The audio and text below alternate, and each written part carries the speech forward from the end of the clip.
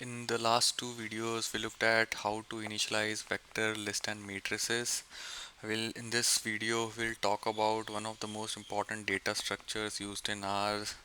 We'll look at how to, initialize a data frame, how to access different records, how to visualize the first few records, and other properties related to it.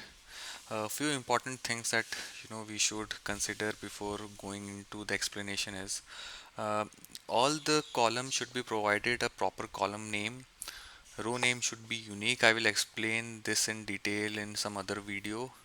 And a particular column should have the same data type, in the sense that if a column contains numeric, it should not contain any other data type, and vice versa. With this, let's go into the description a bit. Let's create a data frame. To initialize a data frame, we can use a data.frame command. Here, as you can see, we are creating column names: employee ID, employee name, salary, and start date of their employment. Employee ID is basically an ID, therefore it is numeric in nature. Employee name is Rick, Dan, Michael, Ran, Gary, so it is character vector essentially. Salary details is again numeric.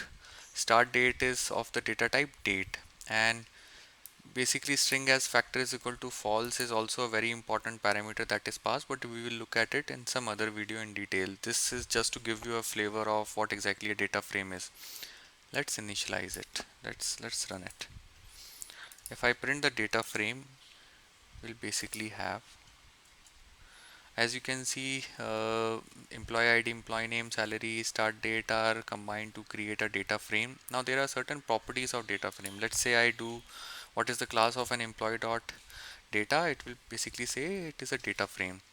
Now if I want to look at what are the number of columns and rows, I just have to do a dim. Dim is for dimension. You see there are 5 records across 4 columns. If I want to know what are the column names, it is employee name, employee ID, salary, start date. This is again a character vector. Dim also is a vector. It is a numeric vector. Okay, so it is an important thing. Let's say if I want to just inspect the first few records, I will just do a head of the data frame. Let's say I want to only look at the first 3 records. Okay, so what I will do, I will just specify a parameter and add a value of 3. If I want to look at the bottom records, then there is a function known as tail, which I can basically leverage. Just a moment. Again, if I want to look at the bottom 3 records, I can specify an additional parameter of 3.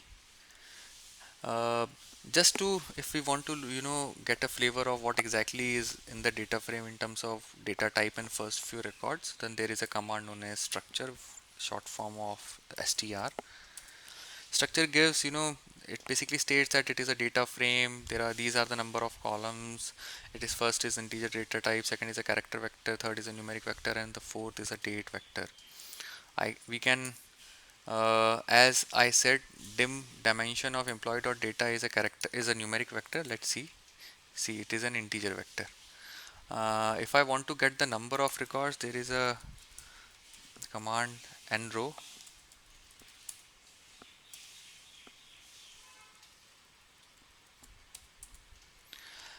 If I want to get the number of records from dim dimension function, I know that the first value of the vector is 5, which gives the number of records. I will just use the positional indices discussed in the previous video and I will get that. If I want to get the number of columns, then I will use the second indice.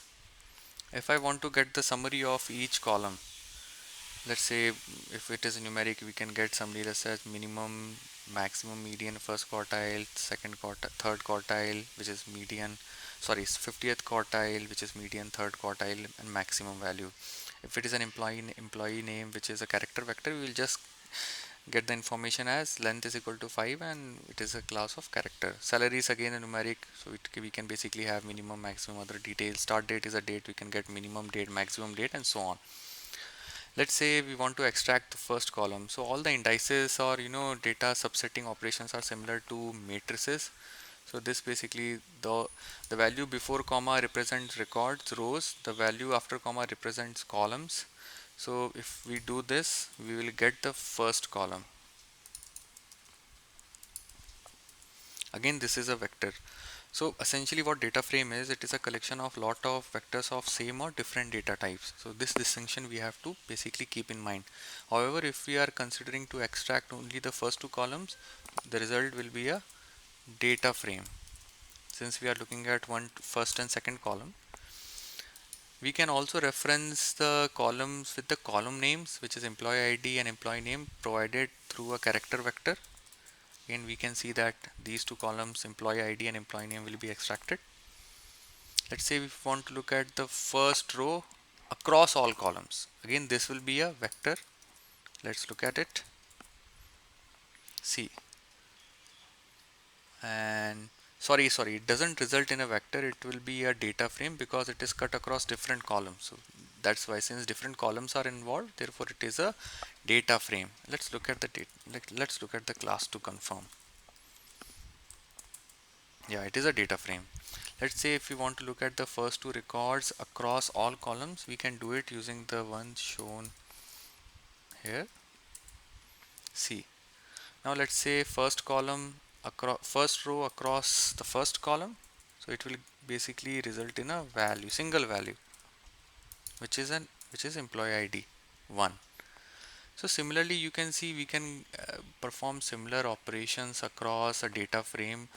It will be exactly similar to the ones we did in the matrix for a matrices. Now let's say if we want to update the data frame, what we can do is we can let's say if we want to create a new variable which is a department. So we have 5 employee IDs and we also want to add the department name. So what we will do, we will create a character vector. We will assign it to the employee date department column. The assignment can be done using a dollar operator. Now if I look at the column name, I will get an additional column department, and I can look at the first few records. Now in this way, we can basically update a data frame. Um, let's say if I want to, you know, add to, or let's say if I want to, update a table and add another table to it, I can do this using creation of a new data frame.